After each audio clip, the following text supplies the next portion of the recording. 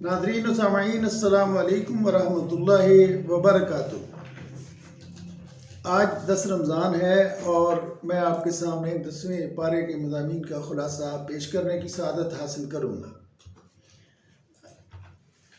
اس پارے میں سورۃ الانفال کے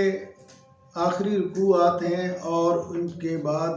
سورہ التوبہ کا آغاز ہوتا ہے۔ سورہ توبہ میں ایک تو اس کی وجہ تسمیہ سمجھ لیں کہ اس کو توبہ اس لیے کہتے ہیں کہ اس میں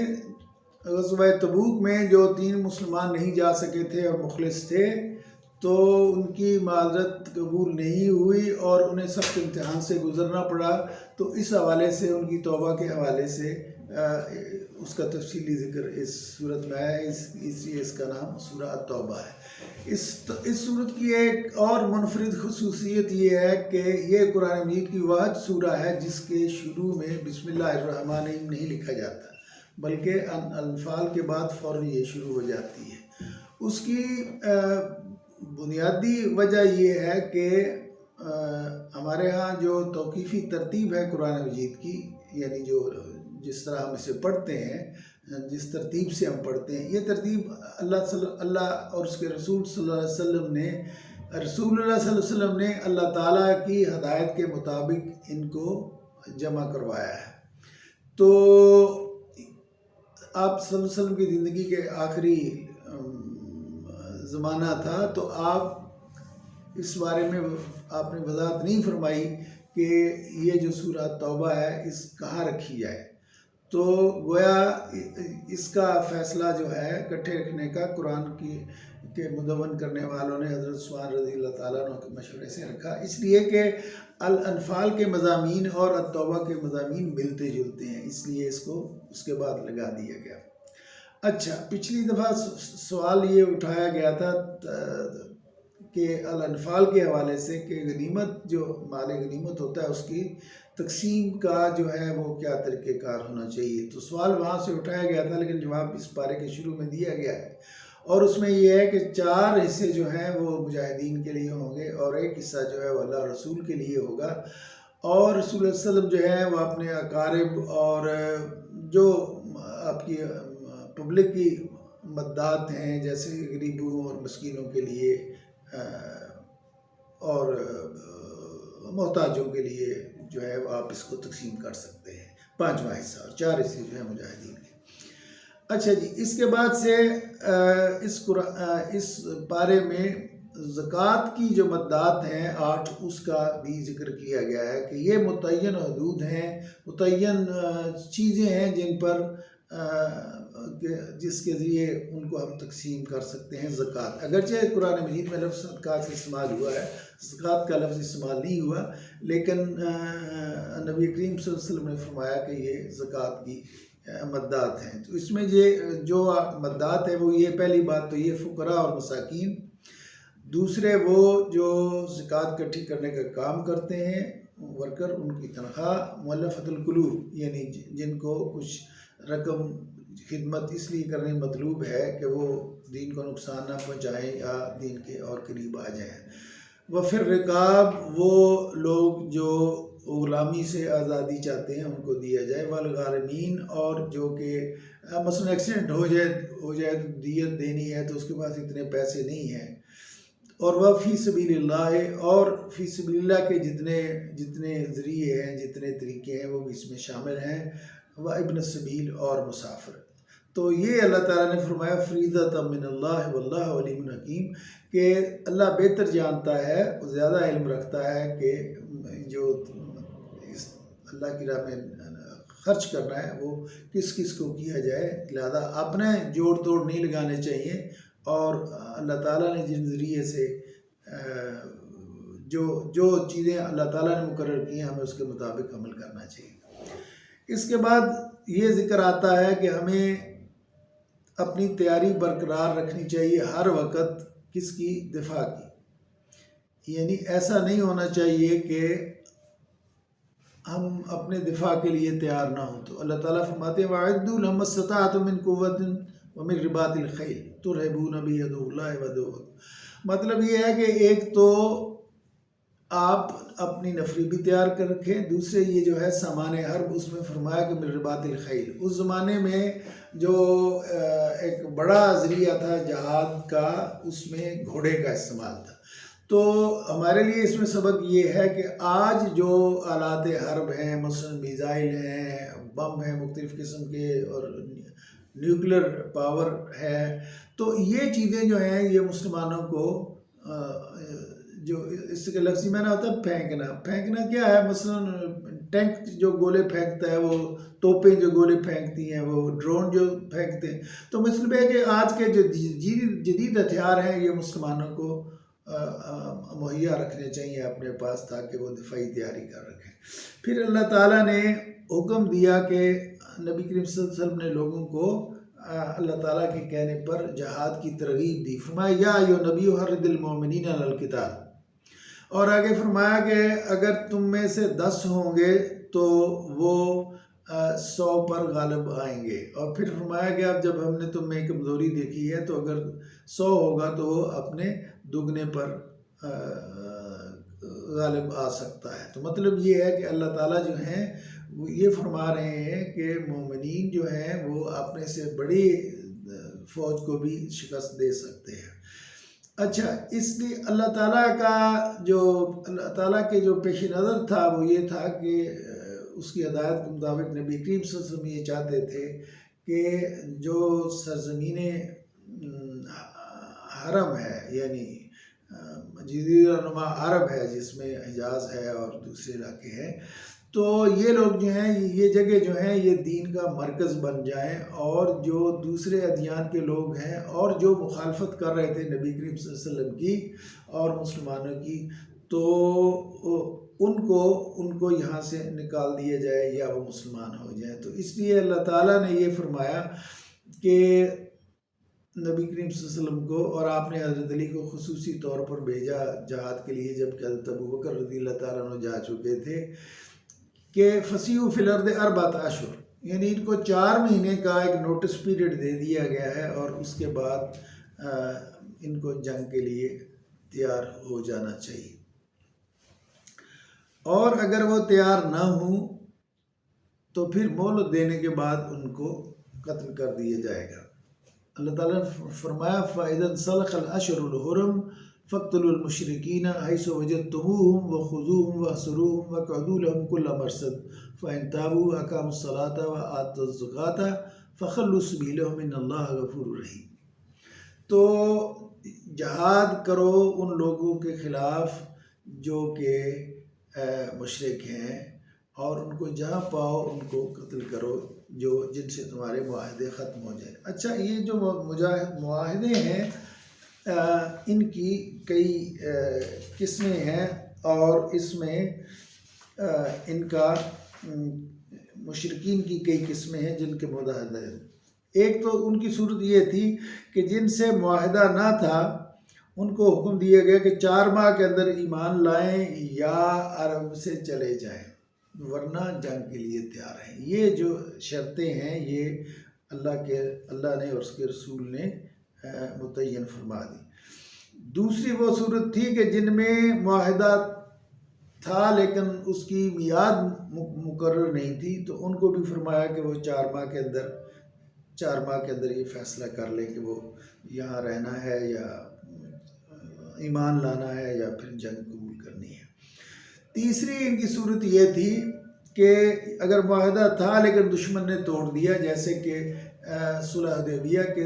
میں قریش اور نبی کریم صلی اللہ علیہ وسلم میں معاہدہ ہوا تھا، اور یہ معاہدہ ان پر اور ان کے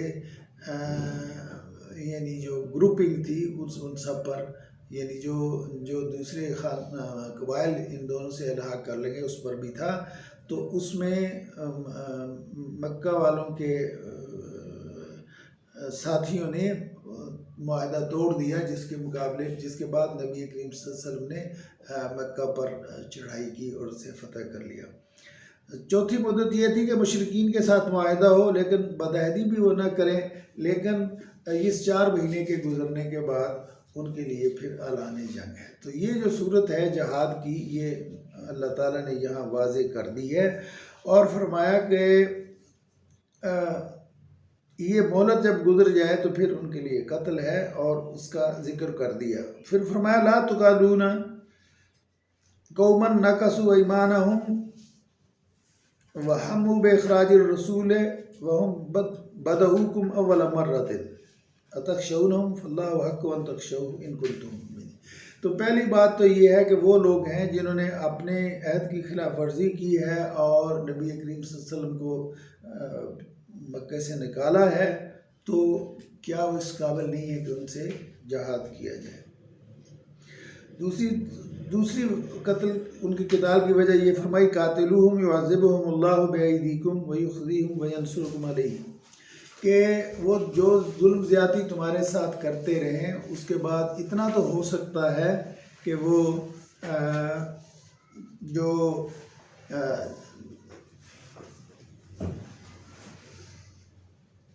وہ تمہیں تعذیب تمہاری کرتے رہے ہیں اور اپنے ہاتھوں سے،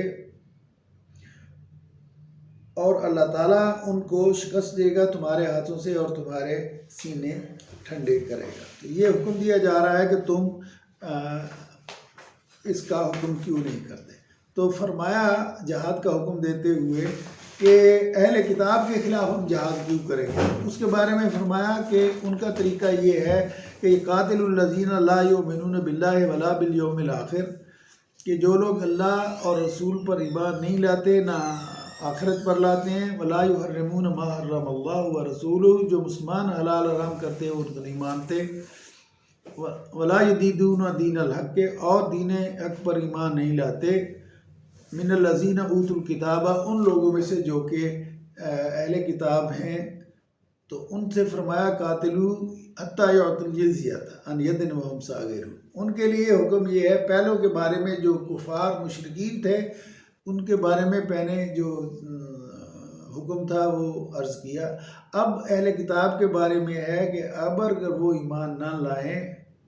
اللہ پر اور آخرت کے دن پر، اور مسلمانوں کے حلال اور حرام کو تسلیم نہ کریں اور بیسیط مجموعی دین کو نہ مانیں، تو ان کے لیے صورت یہ ہے کہ وہ یا تو جزیہ دیں یا مسلمان ہو جائیں۔ اگر یہ نہ کریں تو پھر تیسری چیز یہ ہے کہ ان کے ساتھ جنگ ہوگی۔ اور آپ دیکھیے کہ یہی وہ صورت ہے جس کو بنیاد بنا کر صحابہ کرام نے روم اور ایران کے ساتھ جنگیں لڑی تھی، یعنی ان کے لیے مطالبہ یہ تھا اس آیت کے مطابق کہ یا تو تم ایمان لے آؤ، اور اگر تم ایمان نہیں لاتے تو جو غلبہ ہے مسلمانوں کا وہ قبول کرو، تو پھر تم زندہ رہ سکتے ہو under protection of Muslim state. اور اگر تم یہ دو نہیں کرتے اور جزیہ نہیں دیتے، اگر جزیہ نہیں دیتے اگر تم اور ایمان بھی نہیں لاتے، تو پھر تیسری چیز یہ ہے کہ تمہارے خلاف اعلان جنگ ہے۔ تو اسی کو بنیاد بنا کر آپ صلی اللہ علیہ وسلم کے صحابہ نے جو جنگیں کی تھی وہ اس آیت کے مطابق تھی۔ آج کی اہمیت واضح کرتے ہوئے اللہ تعالیٰ نے فرمایا کہ کل ان کان آباؤکم و ابناؤکم و اخوانکم و ازواجکم و عشیرتکم و اموال اقترفتموها و تجارت تخشون کسادها و مساکن ترضونها احب الیکم من اللہ و رسولہ و جہاد فی سبیل اللہ، یعنی اگر تمہیں زیادہ عزیز ہیں اپنے ماں باپ اور اپنی اولاد اور بھائی اور بیویاں اور اپنے اموال اور تمہاری تجارتیں اور تمہارے کوٹھیاں اور بنگلے، اگر تمہیں جہاد کے مقابلے میں یہ چیزیں عزیز ہیں تو پھر تم بھی مستحق ہو عذاب کے۔ تو اس سے پتہ چلتا ہے کہ ان ساری چیزوں کی مقابلے میں جہاد کی اہمیت زیادہ ہے، اور ان چیزوں کی قیمت پر جہاد کو نہیں چھوڑا جا سکتا۔ تو اس زمانے میں غزوہ بدر ہوا تو اس میں آپ یہ دیکھیے کہ مسلمانوں کی حالت نہایت کمزور تھی، کفار کی تعداد 1000 تھی، ان میں زرہ پوش 6000 آدمی تھے اور 100 گھوڑ سوار تھے۔ اس کے مقابلے میں مسلمانوں کی تعداد دیکھیے 313 آدمی تھے، صرف 2 گھوڑے تھے، صرف 8 تلواریں تھیں، 70 اونٹ تھے اور صرف 6 زرہیں تھیں۔ یعنی آپ یہ دیکھیے کہ 313 مسلمان ہیں لڑنے والے اور 1000 آدمی مقابلے میں ہے اور صرف 8 تلواریں. تو جو جذبہ اس میں درکار تھا وہ اس جذبے ہی کی وجہ سے اللہ تعالیٰ نے مسلمانوں کو فتح دی. اس میں جو دوسری چیزیں اہم ہیں وہ یہ ہے بس غزوہ بدر کے حوالے سے کہ ایک یہ ہے کہ مسلمانوں کو اتنے کمزور ہونے کے باوجود اللہ تعالیٰ نے فتح دی اور اسے یوم الفرقان قرار دیا. اور اس میں حکمت یا طریقہ کار یہ ہوا کہ ظاہر ہے چیزیں اللہ کے ہاتھ میں ہیں، تو مسلمانوں کو ان کا لشکر جو تھا وہ تھوڑا نظر آتا تھا، تو ان کو ڈر نہیں ہوا اس چیز کا بڑی فوج سے مقابلہ ہے. اور ادھر کافروں کو مسلمانوں کا لشکر بھی تھوڑا نظر آتا تھا، تاکہ اللہ تعالیٰ چاہتے تھے یہ پھنسیں، آئیں حملہ کریں. اور اللہ تعالیٰ نے پھر نبی کریم صلی اللہ علیہ وسلم پر جو اس وقت حالت طاری ہوئی خضوع اور خشوع کی، غالباً ظاہر ہے آپ تو ہر وقت اللہ کے حضور حاضری کا تصور رکھتے تھے، اور حدیث مبارکہ میں آتا ہے کہ آپ کے جو رونے اور گڑ گڑانے کی آواز ہے اس طرح آتی تھی جس طرح ہنڈی ابلتی ہے. لیکن جنگ بدر کے دن جو ہے وہ آپ کے خصوصی تضرع کی حالت تھی، اور بار بار آپ دعا مانگتے تھے، اللہ سے کہتے تھے کہ آپ نے وعدہ کیا تھا ہمیں فتح کا، تو آج وہ وقت ہے، آج مسلمان مٹ گئے تو پھر کیا بنے گا. تو یہ گویا کہ حق و باطل کا ایک مارکا تھا جس میں طے ہونا تھا کہ اگر مسلمان اس میں شکست کھا جاتے تو گویا اسلام شکست کھا جاتا، اور کفر غالب آ جاتا تو پھر وہ غالب آ جاتا. اس لیے نبی کریم صلی اللہ علیہ وسلم حضرت ابوبکر صاحب تھے آپ کے اس چبوترے پر جہاں آپ صلی اللہ علیہ وسلم کی وہاں آپ کا قیام تھا، تو وہ بتاتے ہیں کہ تضرع کی وجہ سے اور اللہ کے حضور رونے اور پانے کی وجہ سے چادر جو آپ اوڑے ہوئے تھے وہ بار بار گر جاتی تھی. تو میں کہتا تھا کہ یا رسول اللہ اب نہ گھبرائیں، اللہ تعالیٰ آپ کی مدد فرمائیں گے. تو مطلب یہ ہے کہ بڑی خضوع اور خشوع کی حالت تھی اور بڑی پگھلا ہوا دل تھا، اور آپ اللہ تعالیٰ سے بار بار عرض کرتے تھے کہ اللہ تعالیٰ فتح عطا فرما. تو اللہ تعالیٰ نے مدد کا وعدہ فرمایا اور فرشتے بھیجے، اور اللہ تعالیٰ نے مسلمانوں کو فتح دی، اور ان کے بڑے بڑے سردار جو تھے کفر کے وہ قتل ہوئے. اچھا، ایک اور مسئلہ جو یہاں جنگ بدر کے پیدا ہوا وہ یہ تھا کہ جو ان کے 70 قیدی قتل ہوئے، اور 70 قیدی جو پکڑے گئے تھے اب ان کا کیا کیا جائے. جس طرح آج ہمارے ہاں ایک انٹرنیشنل سطح پہ کا ایک جنیوا آرڈر جو ہے وہ منظور ہوا ہے، معاہدہ ہوا ہے. اس وقت جو صورت تھی یہ تھی کہ دو صورتیں تھیں، یا تو ان کو فدیہ دے کر رہا کر دیے جائے، مطلب یہ ہے کہ جرمانہ دیں اور جائیں، مالی جرمانہ جو ان پر عائد کیا جائے، اور دوسرا یہ کہ ان کو قتل کر دیے جائے. تو یہاں نبی کریم صلی اللہ علیہ وسلم کی آپ کی عادت مبارک تھی کہ آپ قریبی لوگوں سے خصوصاً حضرت ابوبکر عمر سے مشورہ کرتے تھے، اور دوسرے بڑے مسلمانوں سے بھی، ان کے ذمہ داران سے. تو اس میں مسلمانوں کی رائے میں تفریق پیدا ہو گئی. حضرت ابوبکر رضی اللہ عنہ کی رائے یہ تھی کہ ان کو فدیہ لے کے چھوڑ دیا جائے، ہمارے عزیز ہی ہیں، اور تو ماحول ایسا تھا کہ انہیں آنا پڑا. حضرت عمر نے کہا نہیں، بہتر یہ ہے کہ ان کو قتل کرو، اور جو جس کا رشتہ دار ہے اسی کو قتل کرے، تاکہ ایک یہ جو کفر کی حمایت کا تصور جس کسی کے اندر ہے تو وہ بھی نکل جائے، اور ان کا خوب قتل عام کر دیا جائے جو جتنے آدمی پکڑے ہیں. نبی کریم صلی اللہ علیہ وسلم نے حضرت ابوبکر کی اور ان کے حمایتی لوگوں کی رائے پسند آئی، اور آپ نے اس پر عمل کیا. لیکن اللہ تعالیٰ نے اس میں بعد میں فرمایا کہ ما کان لنبی یکون لہ اسریٰ حتی یثخن فی الارض، کہ تریدون ارض الدنیا. اس میں جو مشورہ دینے والے تھے ان کا خیال یہ بھی تھا کہ معاشی حالت پتلی ہے تو ہمیں کافی پیسے مل جائیں گے ریاست کو، جو کہ ان لوگوں سے جرمانہ لیا جائے گا، فدیہ لیا جائے گا. تو اللہ تعالیٰ نے اس پر تبصرہ فرمایا کہ تم یہ دنیا کا خیال نہیں کرنا چاہیے تھا، اور بہتر یہی تھا کہ ان کو قتل کر دیا جاتا ہے. گویا کہ جو اللہ تعالیٰ کی جو رائے ہے یا اللہ تعالیٰ جو موقف ہے وہ بظاہر نبی کریم صلی اللہ علیہ وسلم کے موقف کے خلاف آیا، لیکن اللہ تعالیٰ نے اس کو معاف کر دیا، اس لیے کہ لولا کتاب من اللہ سبق لمسکم فیما اخذتم عذاب عظیم. تو اس کا مطلب یہ ہے کہ اللہ تعالیٰ کا جو فیصلہ تھا وہ نبی کریم صلی اللہ علیہ وسلم کی رائے سے مختلف ہوا۔ تو اس سے ہمیں بالواسط اور یہ جو بات ثابت ہوتی ہے کہ وہ لوگ بکواس کرتے ہیں جو یہ کہتے ہیں کہ قرآن جو ہے وہ محمد رسول اللہ کی مصنفہ کتاب ہے۔ یعنی اگر آپ کی لکھی ہوئی کتاب ہوتی تو خود آپ پر یہ آپ خود اپنے آپ پر عطاب کرتے۔ اس سے ثابت ہوتا ہے کہ قرآن جو ہے وہ اللہ تعالیٰ کی کتاب ہے، اور اللہ تعالیٰ جہاں موضوع سمجھتے ہیں اپنے نبی کو ہدایت دیتے ہیں یا اپنے نبی کی رہنمائی کرتے ہیں، یہ کام موضوع ہے، یہ کرو، یہ کام موضوع نہیں ہے، اس کو چھوڑ دو۔ اچھا، اس فتح مکہ کے بعد ایک اور غزوہ جو پیش آیا وہ تھا غزوہ حنین۔ اس وقت مسلمانوں کی تعداد زیادہ تھی، اور مسلمانوں کی تعداد کوئی 14,000 کے قریب تھی،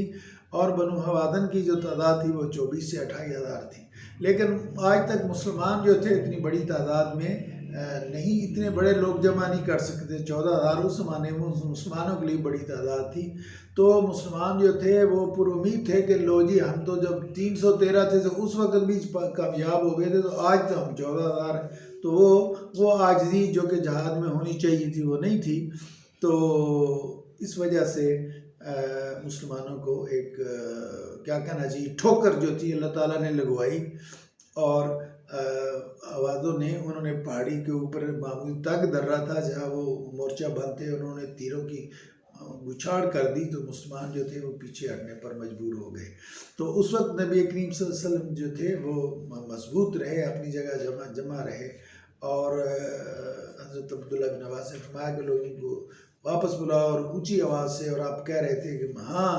میں عبد المطلب کا بیٹا ہوں اور میں اللہ کا رسول ہوں۔ تو آپ نے یعنی جرت اور شجاعت کا وہ مظاہرہ کیا کہ سب لوگ مسلمان جو تھے، جب ان کو پتہ کہ رسول اللہ قائم ہے اپنی جگہ اور بلا رہے ہیں، تو لوگ واپس آئے اور ان کو شکست دی۔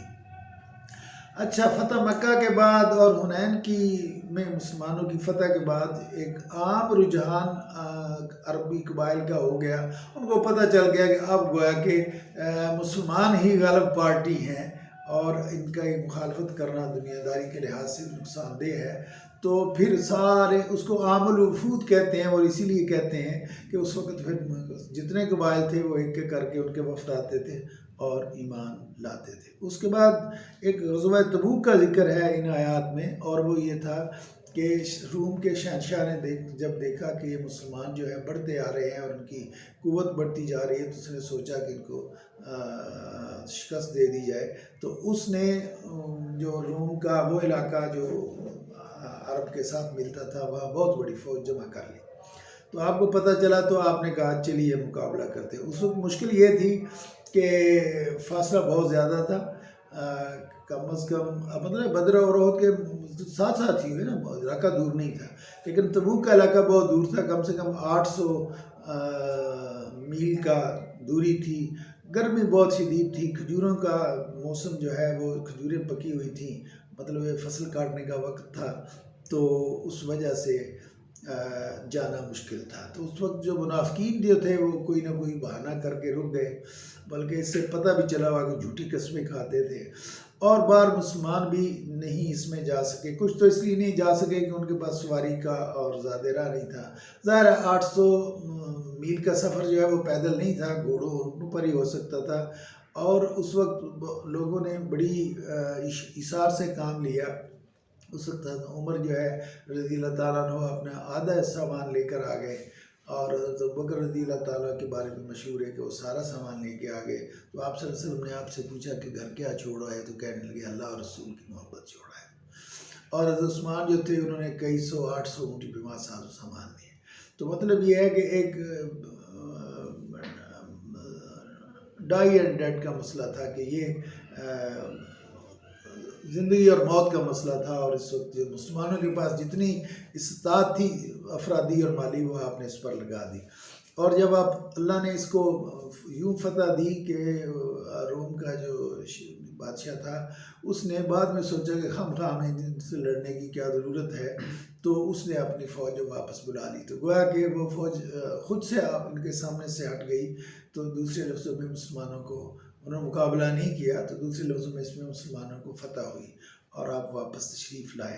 تو اس میں اب جو واپس آ گئے اور کامیابی سے آئے، تو جو منافقین جو کر رہے تھے کہ ہم نہیں جائیں گے اور رہ گئے تھے، اب انہوں نے آگے جھوٹے بہانے کرنا شروع کر دیے، کوئی کہتا ہے جی میرا یہ ادھر ہے، کوئی تیسرا ادھر ہے۔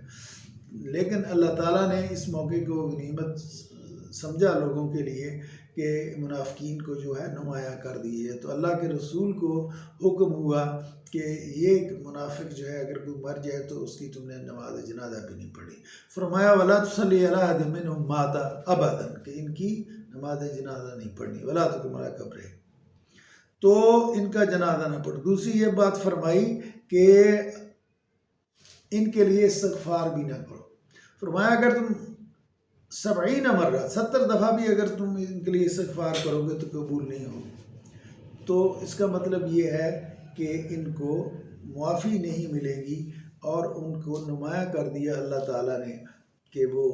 انہوں نے جہاد میں شرکت کی۔ اس میں کچھ لوگ تو وہ تھے مسلمان جو سواری کی وجہ سے نہ جا سکے تھے۔ ان میں سے 3 مسلمان ایسے تھے جن کے پاس سواری کا انتظام بھی تھا اور وہ جا سکتے تھے، لیکن وہ متضرر رہے کسی وجہ سے، تو انہوں نے آ کے نبی کریم صلی اللہ علیہ وسلم، یعنی جنہوں نے آ کے جھوٹے عذر پیش کیے، رسول اللہ نے ان کو معاف کر دیا، لیکن جنہوں نے آ کے کہا جی ہماری سب کچھ تھا لیکن ہم نہیں جا سکے، ہماری غلطی ہے، تو اللہ تعالیٰ کے حکم سے آپ نے ان کو معاف نہیں کیا۔ تو اس وجہ سے ان کو ان کا سوشل بائیکاٹ کر دیا گیا، اور انہوں نے بڑی مشقت سے وہ دن گزارے، یہاں تک کہ اللہ تعالیٰ کی طرف سے معافی کا اعلان ہوا اور ان کو معافی ملی۔ تو گویا ہم یہ دیکھتے ہیں کہ سورہ توبہ کے 2 بڑے مقاصد تھے۔ ایک تو یہ کہ جہاد کے احکام کو واضح کر دیا جائے، اور کوشش یہ کی جائے کہ جزیرہ نما عرب جو ہے اس کو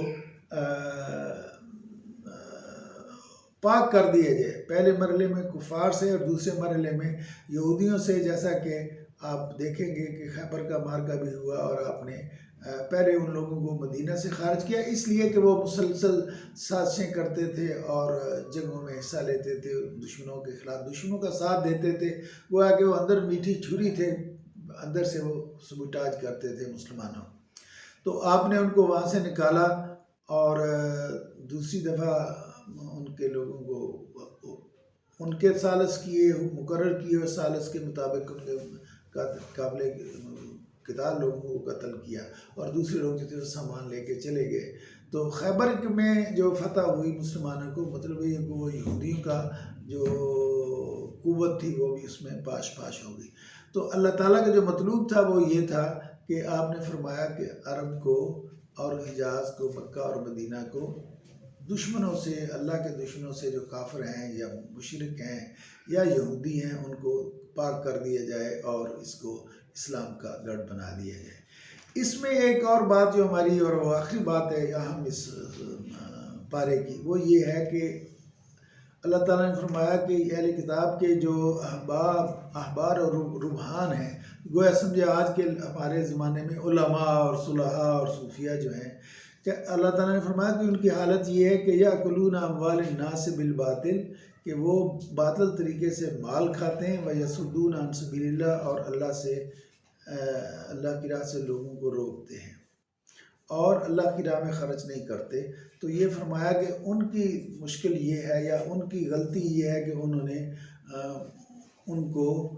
صحیح راہ نہیں دکھائی، اور ان کی غلطیوں میں اور ان سے اپنا مال سمیٹنے میں لیے رہے۔ اور اس میں ہمارے لیے سبق یہ ہے کہ ہمارے علماء کرام کے لیے اس میں سبق یہ ہے کہ وہ ان کا کردار وہ نہیں ہونا چاہیے، بلکہ انہیں نہی عن المنکر کا اور امر بالمعروف کا کام کرنا چاہیے ہمارے علماء کرام کو، تاکہ حکمران بھی یہ کام کرے، سوسائٹی میں بھی اس چیز کا اچھا اثر ہو، اور لوگ جو ہے وہ اللہ تعالیٰ کے احکام کے مطابق زندگی بسر کریں۔ اللہ تعالیٰ سے دعا ہے کہ وہ ہماری قرآن سمجھنے کی کوششوں کو قبول فرمائے اور قرآن مجید پر عمل کرنے کی توفیق دے۔ وآخر دعوانا الحمدللہ رب العالمین۔